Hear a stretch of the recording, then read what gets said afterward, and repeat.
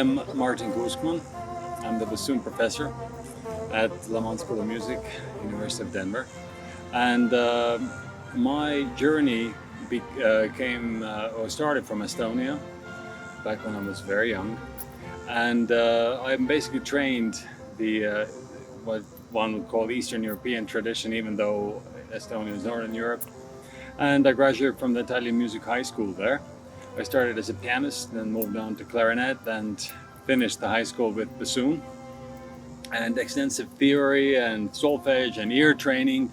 I sang in a choir, in a very fine choir, Estonian Philharmonic Voice Choir, since I was 9, from 9 to 19. So I've got a lot of vocal training, which now translates into my playing.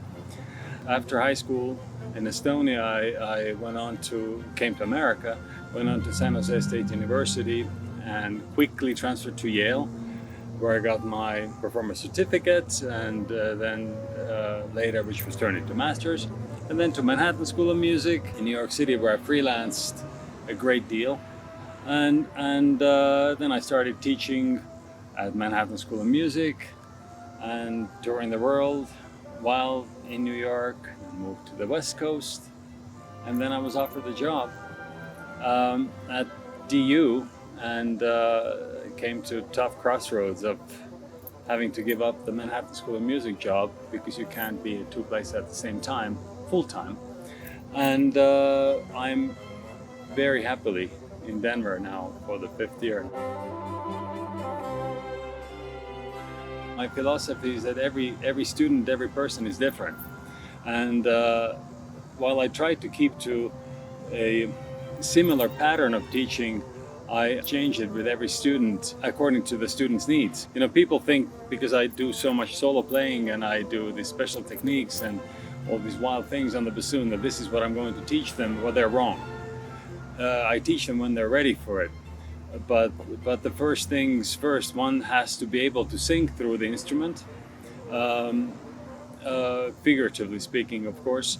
But the air movement is the same. I focus on proper air movement, good support. It's very, very important to me because I studied with Stephen Maxim, Frank Morelli, Rufus Olivia, these great with operatic bassoons. They played with opera orchestras, and so I follow this tradition. Yet I'm very much attached to European playing, the Kuuskmann school, Dag Jensen and such. Turkovic, where the methodology would be traditional method books, Milde Weissenborn, to Jemperi studies, to my European friend and colleague Ola Christian Dahl exercises and drills, as well as my own methods and drills that I've come up with that will soon be published. Scales, having great sound control, and knowledge of what one is actually doing and why, technically speaking, from long tones to scales to very virtuosic material. But every student is different, and I really bend my ways of teaching according to every different student, and sometimes it's physical, so you know I ask them to feel their own body, you know, because not everybody feels comfortable with the touch.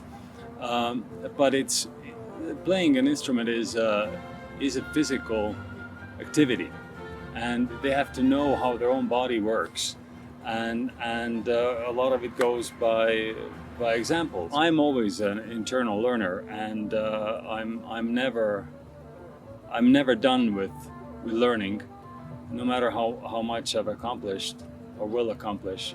And I always give the students whatever I know.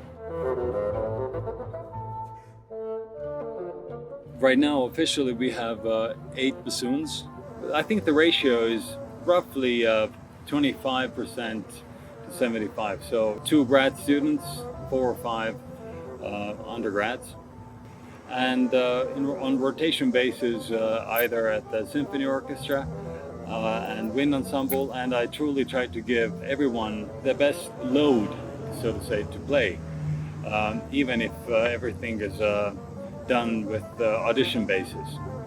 I try to balance out rationally according to their ability so that everyone is happy. I like a happy studio. We have officially a 50-minute lesson every week, or 55 minutes, let's call it an hour. Private lesson every week with the music majors, performance majors. The BA, who are they are Bachelor of Arts majors, they get 30 minutes or 25 minutes a week, while performance majors get 4 years of lessons. BA majors are officially getting 2 years of lessons, and they can opt to get more lessons after that. And I'm always open to that. We have a studio class weekly where we rotate either reed making or then excerpts of solo material playing in front of each other, and me giving comments and me also asking my fellow studio members to give comments to each other, because this kind of constructive criticism is very good, and they have to be able to give each other criticism. Also having plenty of now during the COVID era, we started lots of guest master classes from my friends and colleagues in Europe, including Vienna Philharmonic and orchestras in Germany and Scandinavia, as well as here in United States, Metropolitan Opera and so forth, with orchestra and wind ensemble. They need to find time to practice. I advise them on how to practice, what to focus on, how to deal with their homework, because it's hard coming out of high school, and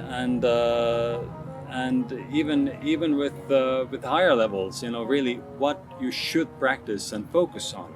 Don't get too muzzled in with one particular exercise or piece. I like fast pace, working small segments, working them well, keeping track on time. The practice time is long, 3 to 4 hours, but you have to achieve something definite and know what you achieved and then carry it on to the next day.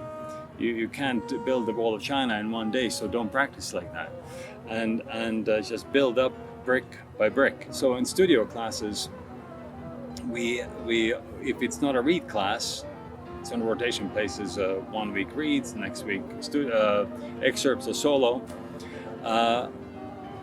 We often play together in a section these particular excerpts, but so one should not think that they are carefree and they will start excerpts later on.